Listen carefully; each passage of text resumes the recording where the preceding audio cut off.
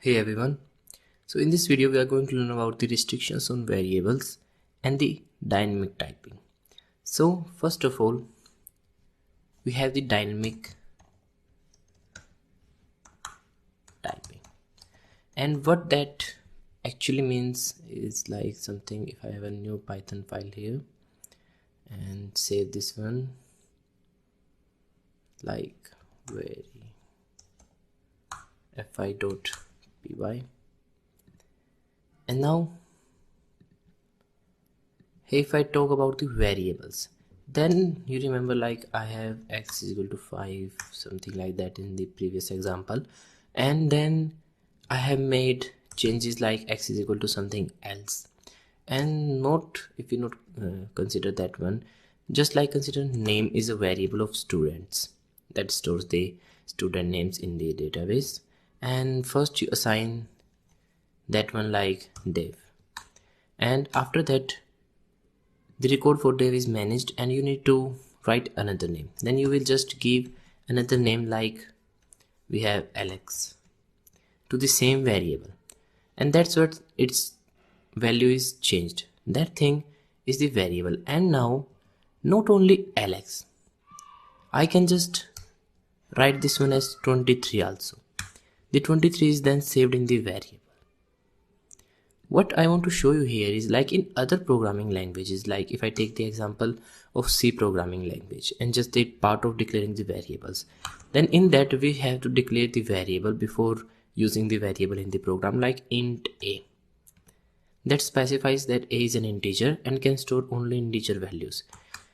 And if I store in a something like a is equal to 5, then it will work. Again, if I made the same like in Python, a is equal to 12, 13, I have changed this value, this will also work. But if you do something like a is equal to, here you have the Alex, and you try to run that thing, then it will not work. So this thing is the static typing, which means that if you assign any variable its data type, then that data type will remain same, it will not change. Or a a variable that is in one data type cannot store the value in other data type. Also, if it's a int, it cannot store 5.0 in that language. But if we talk about the Python that I have shown you here, like first I have some name and then I have changed that name, they both work. And also if I do something like this one, it will also work. So this thing is referred as dynamic typing, that it's not necessary to define any variable its data type. You can just use the variable and store the data in that data type. So that's the thing here and is known as dynamic typing. This one is not of much importance, but that's just you need to know that what's dynamic typing and what's static typing and what's the difference in them. So I hope you understand this one, that what the thing is. Now another concept here, the restrictions on variable. And restrictions on variable doesn't mean like you cannot define the variable. It just means that how you can define the name of the variable. Like if I have x is something like 13, then it work. If I have x underscore 1, it will also work. So there are some particular rules, like in any variable name, you just use the symbols A to Z, capital A to capital Z, the numbers from 0 to 9, whatever you want to, and underscore. But you cannot use something like @ in any name. You cannot use percentage. So that's some restrictions on variable names. So try focusing on the variables name, that you do not use these kinds of structure there, otherwise you will get an error, and sometimes you will not able to get the cause of that error in that case.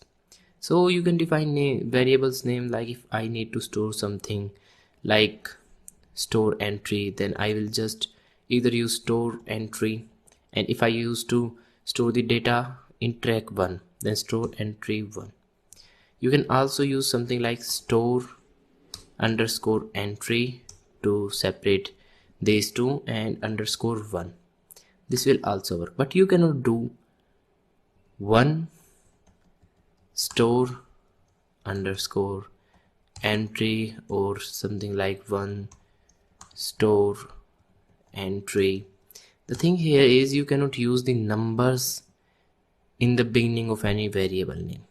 You can use the underscore, like underscore store underscore entry underscore 1 2, whatever you want to, but numbers cannot be used in the beginning of a variable name. So that's the rules here, and these are basic rules. So again, this one is just you need to know, that's why this video is made. So thanks for watching, and I hope you understand both the concepts of dynamic typing and this one restrictions on variable names. So thanks for watching, and I will see you in the next video.